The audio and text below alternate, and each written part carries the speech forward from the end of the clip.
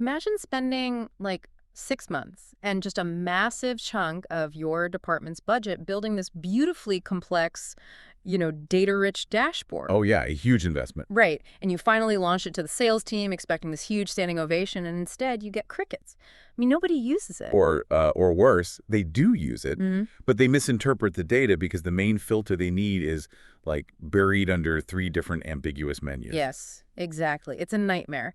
And if you have ever watched a digital product launch just completely fail due to a frustrating user experience, you know that disaster is not just expensive, it is, well, it's entirely preventable. Completely preventable, yeah. So, welcome to the deep dive. Today we are bringing you episode 29 of our special series, Data Design with Mockup, and our mission today is to explore the critical safety net that prevents those launch day disasters, which is dashboard wireframing. It's so crucial. It really is.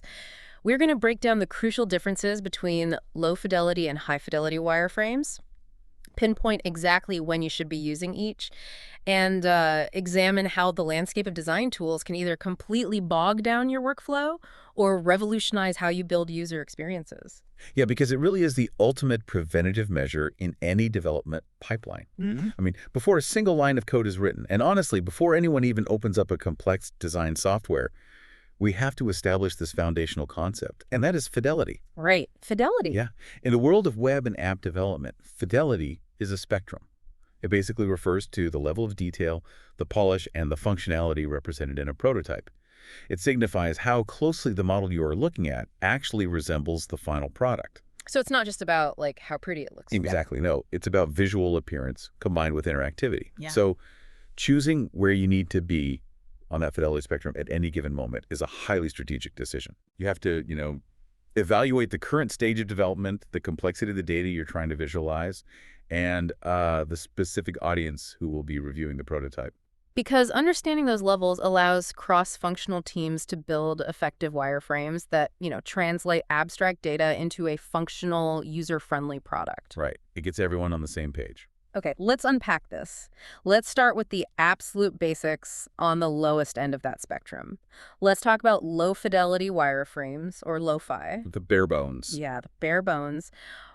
When we talk about lo-fi, we are talking about something intentionally raw, like unpolished. These are basic, low-detail structural representations of a dashboard's layout. Right. They're usually created using the absolute simplest elements imaginable. Basic geometric shapes, simple boxes representing where images or charts might go, and like horizontal lines to indicate text blocks.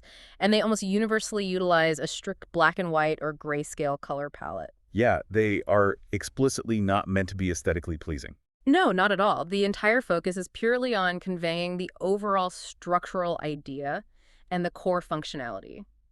I like to think of a lo-fi wireframe, like the wooden framing of a house. Oh, that's a good analogy. Yeah, right? Like when you walk through a construction site and the house is just wooden studs, it doesn't look particularly inviting. You don't have the drywall up, there is no paint, you certainly don't have the fancy light fixtures installed. Definitely not. But that framing isn't there to look good. It is there to prove the structural logic of the architecture. It shows you the physical flow of the house, like where the front door is, where the windows will let in light, and how the kitchen connects to the dining room. Yeah, and that lack of polish is completely intentional here. Low-fidelity wireframes are specifically designed to be deployed in the very early nascent stages of the design process. Right. This is the phase where your primary focus is entirely on exploring broad ideas, iterating quickly, and gathering feedback on core concepts before any real resources are committed. They're uniquely suited for a few specific scenarios. Like rapid brainstorming, right? Exactly. Rapid brainstorming and idea generation. Because a lo-fi sketch is so quick and inexpensive to create, I mean, sometimes it's literally just drawn with a marker on a whiteboard. Yeah, you just scribble it out. Right. So a design team can sketch out 10 completely different dashboard concepts in a single afternoon. You can immediately see what structural layouts work and discard the ones that don't without losing hours of work. Which is huge for the budget. Oh, absolutely. Oh. Second, they are essential for early concept visualization. When you have a complex set of data metrics that need to be tracked, translating that abstract requirement into a physical lo-fi wireframe helps every member of the internal team actually visualize the user journey. It grounds the It conversation. really does. It gets everyone aligned on the basic architecture. Which means it allows you to test those user flows early on. Like if you walk a team member through a proposed user flow using a low-fidelity wireframe, you can immediately spot where someone might get confused. Oh, yeah. If they have to hunt for the export button among a sea of gray boxes, you know the hierarchy is wrong. You are identifying and fixing massive usability roadblocks before you have invested thousands of dollars in high-end, pixel-perfect design. And what's fascinating here is how the deliberate use of grayscale actually manipulates human psychology during the testing phase. Wait, really? How so? Well, you are testing the underlying logic of the product, not the aesthetic. If you put a brightly colored, beautifully designed prototype in front of a tester, their brain immediately starts processing the visual appeal. Oh, I see. Yeah, they might love the interface just because they like the shade of blue you chose, masking the fact that the navigation is actually terrible. That makes so much sense. Right. By restricting the design to simple boxes and grayscale, you remove that cognitive distraction. If the logic of the user flow fails in black and white, no amount of pretty colors or drop shadows will save it later. There is a very strict boundary regarding lo-fi wireframes, though, and it's a rule that dictates the entire workflow of professional development teams. Low-fidelity wireframes are designed strictly for discussions among internal design and development team members. Right. Strictly internal. You do not involve external clients or key business stakeholders at this stage. And, I mean, it makes total sense when you break it down. You cannot slide a piece of paper with a bunch of gray scribbled boxes across the boardroom table to a VP of sales and expect them to see the grand vision. No, they'll just look at you like you're crazy. Exactly. They are going to look at it confused and ask why it looks like a wireframe from 1995 and where their corporate logo is. Yeah, they lack the daily UX context required to evaluate structural integrity without getting completely derailed by the lack of visual design. And that cognitive limitation necessitates a massive leap to the next level of the process. Which brings us across the chasm to high-fidelity wireframes. Hmm. If lo-fi is the bare wooden framing of the house, hi-fi is the fully staged, move-in-ready walkthrough. Okay, I like that. Yeah, high-fidelity wireframes are the highly detailed, polished, and near-final representations of your digital product. This is where you bring in all of the elements that will actually be present in the live dashboard. So we are talking final corporate colors, exact typography, font weights, real data visualizations rather than just boxes with X's in them. Exactly. And crucially, interactive elements. High-fidelity wireframes are specifically built to communicate the final design vision to those key stakeholders and external parties. But you only deploy them in the later stages, right? Right, only after the underlying structure and functionality have been vigorously tested, finalized, and agreed upon by the internal team using the lo-fi models.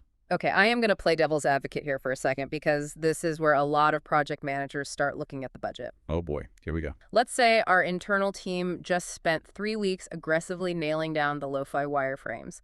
We tested the user flows, we know the layout is completely solid, we know exactly where every single drop-down menu needs to go to make the user journey seamless. Okay, yeah. Isn't it a massive waste of time and money to then pause development, go into a complex design tool, and build a highly detailed, fully interactive, color-perfect model just to get a final nod from a stakeholder? Why can't we just show the VP the lo-fi layout, verbally explain that the boxes will be their brand colors, and ask them to use a little bit of imagination? It is the most common trap development teams fall into, usually in the name of saving time. I mean, it sounds faster. It does. But the reality of human cognition in business operations provides a resounding answer.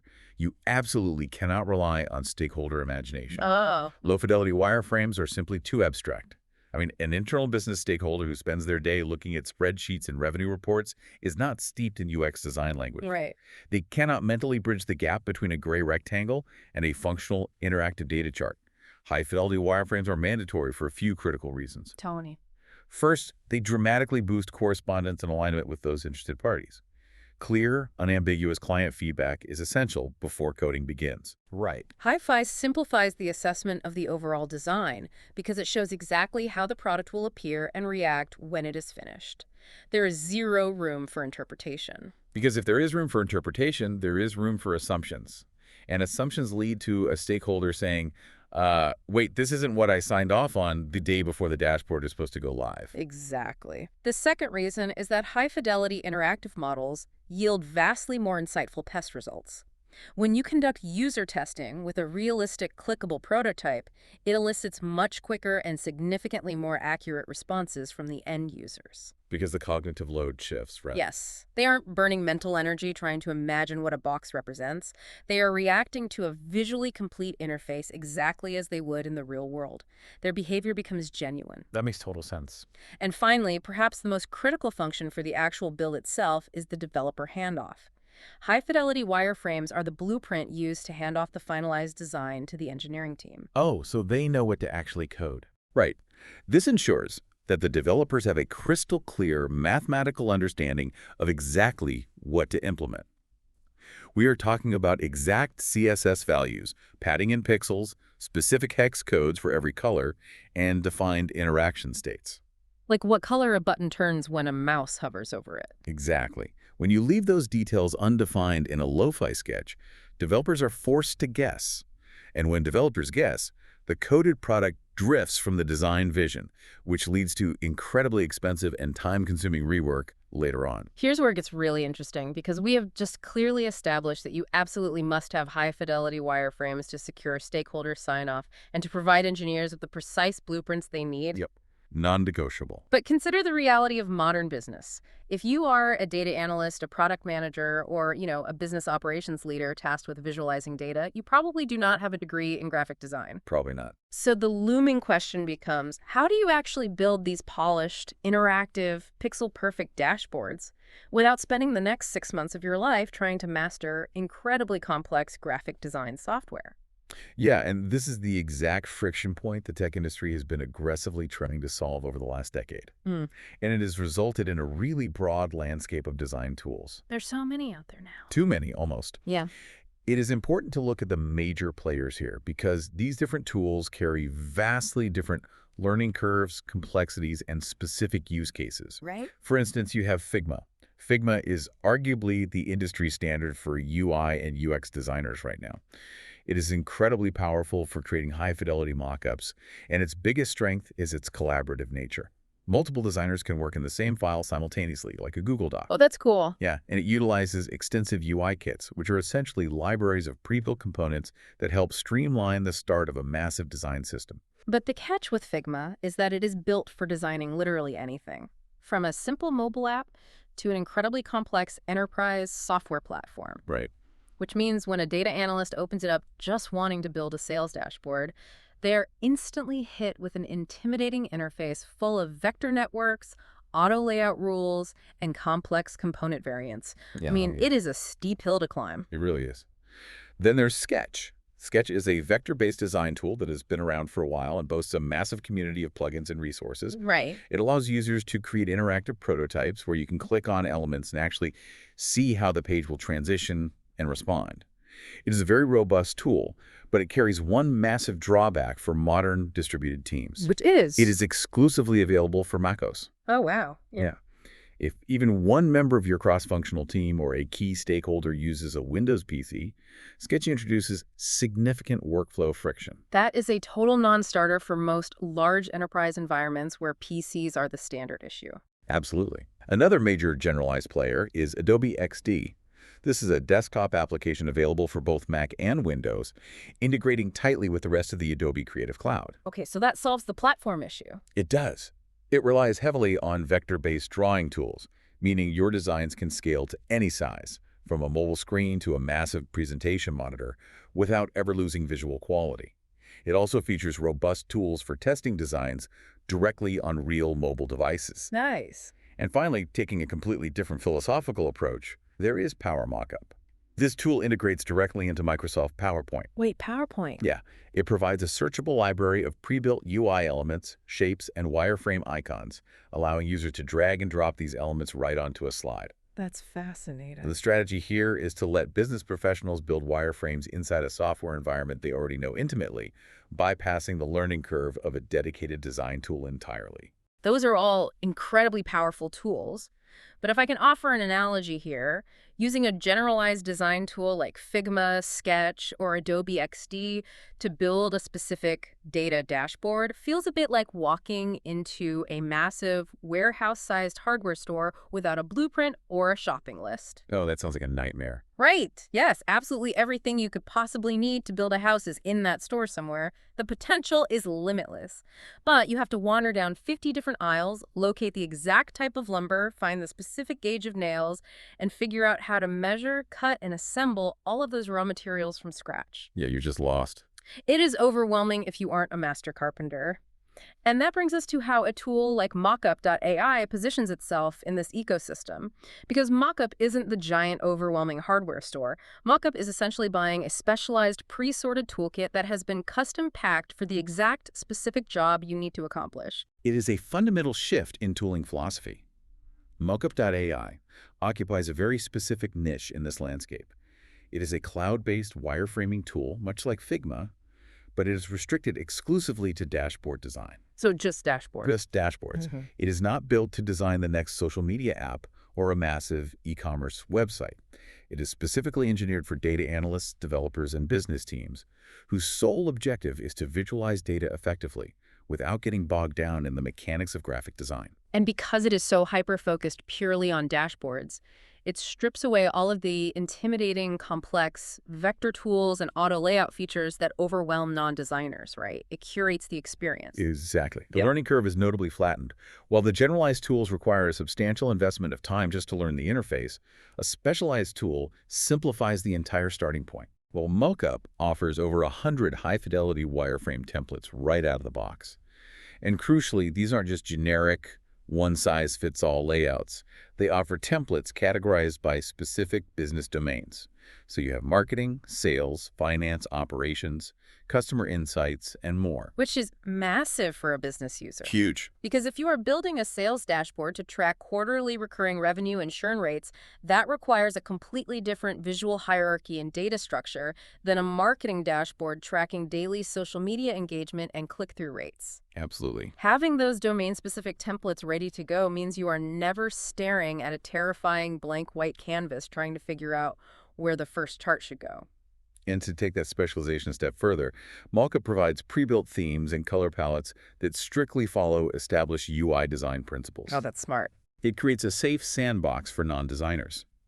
Teams can experiment with different aesthetics, apply their corporate colors, and try different combinations, knowing that the structural contrast and visual readability are mathematically optimized. So you are protected from accidentally designing a dashboard with neon green text on a bright yellow background that no one can read. Exactly.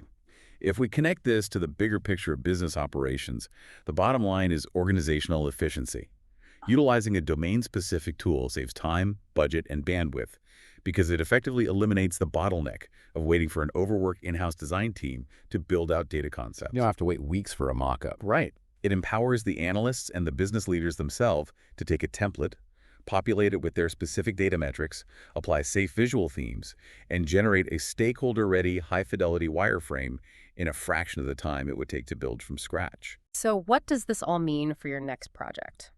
When we zoom out and look at the entire workflow we have covered today, the biggest takeaway is that wireframe fidelity is not a simple binary choice between good and bad or amateur and professional. No, not at all. It is a spectrum, and each end of that spectrum is a distinct tool with a specific job. Low fidelity is your structural sandbox. It is raw, it is lightning fast, and it is the absolute best environment for your internal team to iterate creatively and finalize the underlying logic and architecture of your dashboard without getting distracted by aesthetics. Beautifully said. Thanks. High fidelity, on the other hand, is your ultimate communication tool. It is how you bridge the gap between technical teams and business leaders, finalize the nuanced visual details, provide your developers with exact mathematical blueprints, and ultimately secure that vital, confident approval from your stakeholders. Exactly. You don't arbitrarily pick one over the other. You move through them sequentially, choosing your fidelity based on your specific objectives, your current stage in the development timeline, and exactly who will be evaluating the design. This raises an important question, though. And it's something for you to really mull over as you begin mapping out your next dashboard project. Okay. We know objectively that we need high-fidelity wireframes to effectively communicate final visions to stakeholders. But how does the exact level of fidelity subconsciously dictate the type of feedback you actually receive from your team? Oh, that's an interesting angle. Think about the psychology of a design review. If you show a stakeholder a low-fidelity, grayscale wireframe, their brain is forced to critique the core concept, the structural hierarchy, and the business logic of the layout. Right, because there's nothing else to look at. Exactly. But if you present them with a perfectly polished high-fidelity dashboard too early in the ideation process, do they get distracted? Oh, I see what you mean. Do you end up spending an entire one-hour meeting debating the exact hex code of blue on a bar chart rather than critically evaluating if the dashboard actually solves the underlying business problem it was built for? Oh, I've been in those meetings. It's brutal. Right. It is crucial to consider how the polish of your own work might accidentally be blinding your stakeholders to the bigger structural picture. Hmm. You have to actively control the fidelity in order to control the feedback. The polish can absolutely be a distraction if you apply it at the wrong time. You really have to wield fidelity strategically, knowing exactly when to stay raw and when to turn on the shine. Well said. Well, that wraps up our time for today. Thank you so much for joining us on the deep dive as we explored installment 29 of the Data Designed with Mockup series. We hope this breakdown of low versus high fidelity wireframes and the tools used to build them helps you streamline your next data project, save your engineering team some serious headaches, and ultimately build dashboards that your users actually understand and love to engage with. Keep experimenting with your layouts, keep testing those user flows, and keep exploring the data. We will see you on the next deep dive.